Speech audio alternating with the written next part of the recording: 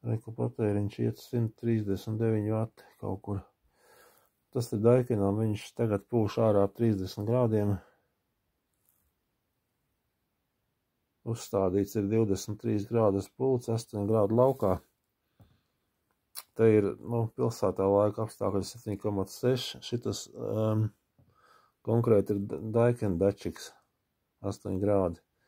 Tas, kur rāda 24 grādi istabā, īstenībā kaut kāds grāds mazāks ir, viņš tur rāda vairāk, tur tas dačiks, kas ir tuvāk tam siltuma, tam siltummaiņam, radiatoram. Sildīšana. Ieslēgt ventilators automātiskais. Ekonomiskas režīms izslēgts streameris, tas ir ionizators vienkārši. Pieprasījuma kontroli ieslēgt ir, šitā te. Tagad ir automātiskā, tas ir enerģijas taupīšanai.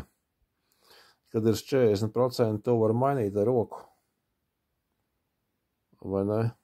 Un te var mainīt, teiksim, līdz 100%. Tas ir, lai ierobežot maksimālo jaudu. Grafiks atkal, kad var uzstādīt, kuros laikos, lai viņš tur taupa elektrību. Tas ir elektrības taupīšanai, var sakot, jā. Bet ja izslēdz viņu pilnībā ārā, tad viņš ņem tā, kā viņš strādā tā, kā viņš grib. Mēs atstājam automātisko, un mums patēriņš paliek tas pats.